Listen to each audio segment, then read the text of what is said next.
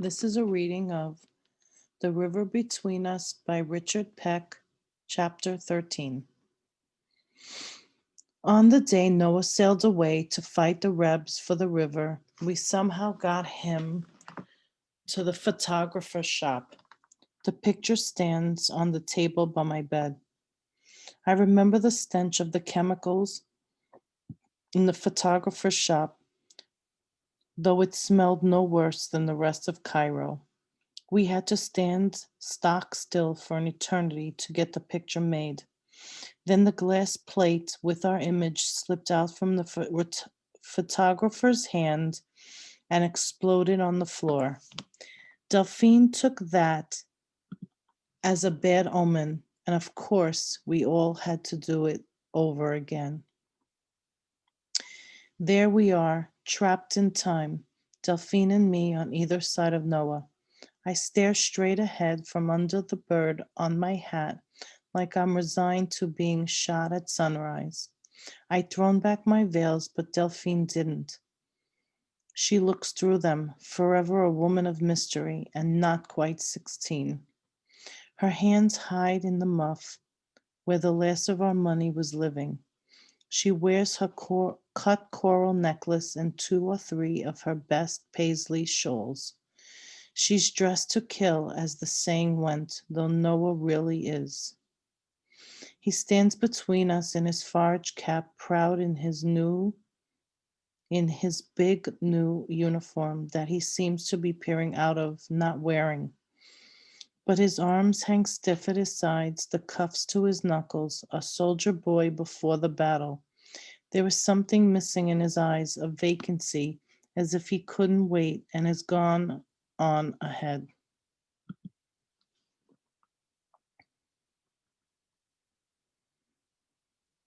In all the turmoil of that last day, we didn't find Dr. Hutchings in time, though it would have made a better picture with him in it.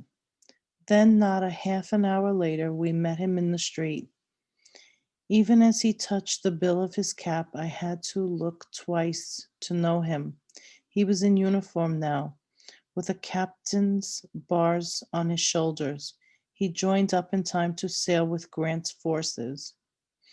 It was November 6th, and the command came through to cook a day's rations and prepare to embark. In the end, Colonel Logan could muster only a little over 600 infantry, as so many boys were still down sick. But Noah was fit to fight. I'd seen to that. The 31st joined the other regiments marching under U.S. Grant, 3,000 strong. They sailed that evening in the chill mist, and Delphine and I stood in the throng down by the wharves to see them off. Dr. Hutchins had urged us to go home to Grant Tower to put Cairo and Miss Hanrahan behind us. But I couldn't go empty-handed without Noah. It wasn't me Mama wanted.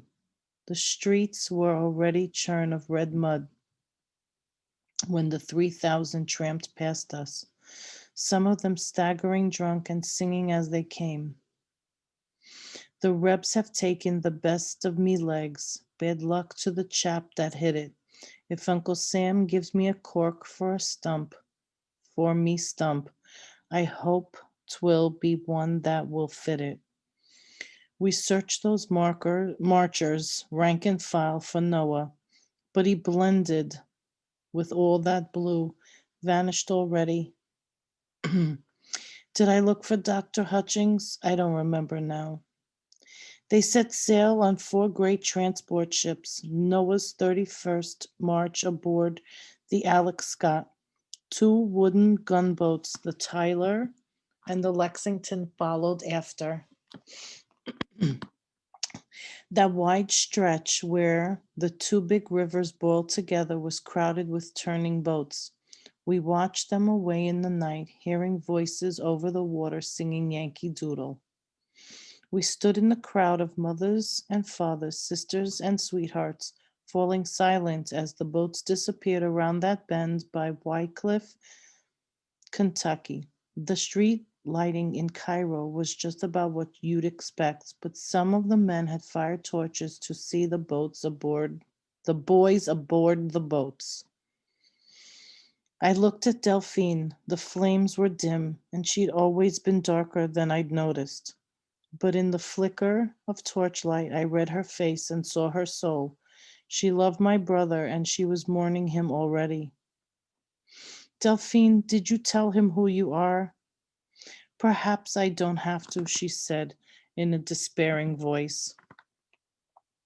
Now I knew why she hadn't lifted a finger to nurse him in the hospital tent, why she was always turning away from him to the others. She'd hoped he'd be too sick to die. It was famous, the Battle of Belmont, Missouri. It sparked the career of General U.S. Grant and led him in time to the White House as president. It was the first struggle for the Mississippi, that great highway flowing between my Grand Tower and Delphine's New Orleans. As in many a battle before it and since, both sides claimed victory, but no woman would have called it a victory. People stood on the levees all day, hearing the thunder of guns rolling up the river valley. In the afternoon, smoke drifted on the horizon as if a sizable place had been put to the torch.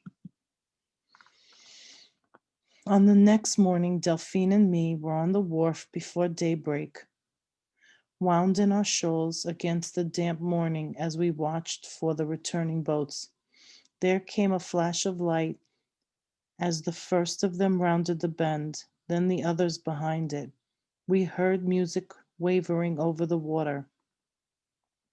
It was a steam calliope, so one of the warships had once been a showboat. It was playing a funeral dirge, O rest in the Lord. The sound of a showboat calliope sending this grieving music on ahead hung ever after in my mind. We pushed forward in the mob. When the first gangplank came down, the able-bodied carried the wounded on litters. Now we saw sights we'd been spared in the hospital tent. Blood soaked through the stretchers from the stumps of legs until the gangplank ran with it. We heard the cries of the torn and saw a boy who had been fully shot in the face. But it wasn't Noah, because the boy's matted hair was black. No one had witnessed the fruits of war till now. Men in the crowd wept like children, women shrieked and keened and fell on their knees. But we didn't. We might miss Noah. What would we have thought if we'd known then how many of the wounded had been left behind on sandbars? I didn't dream they'd leave a dying soldier behind, so I didn't add that to my fears. The sun stood high in the sky when Dr. Hutchins came down out of the boat. He saw us, and we fought our way through the surge of people. He and I were thrust together, and before I could speak, he gripped my hands and said, I've brought him back, Tilly, but you'll have to work to keep him. Tears stood in his eyes, and I saw he was tired to the point of falling down. Behind him on a litter borne by two ragged, dirty soldiers was Noah. His face was scraped and powder burned, and he was a mass of stained bandages. The boys on stretchers went into a big warehouse there by the wharf, and we followed. They laid Noah on the floor in a growing row of the wounded. His eyes were open, but he didn't know Delphine or me. A strong smell came off him. It was rum. I had to get him drunk to take his arm, the doctor said. It was nearly off. Then I saw Noah's left arm was gone. It was only a blunt wad of blood-soaked bandages, no longer than his elbow. We hung over the feverish boy, and all I could think was that now he wouldn't die in a field somewhere. If he dies now, he dies in our arms. They were all dying around him, up and down the rows on the warehouse floor, and others had lost their limbs. Where is it? I asked Dr. Hutchins. I want it. He looked blank. His arm. I want to take it home and bury it. I don't want it to end up in a heap of.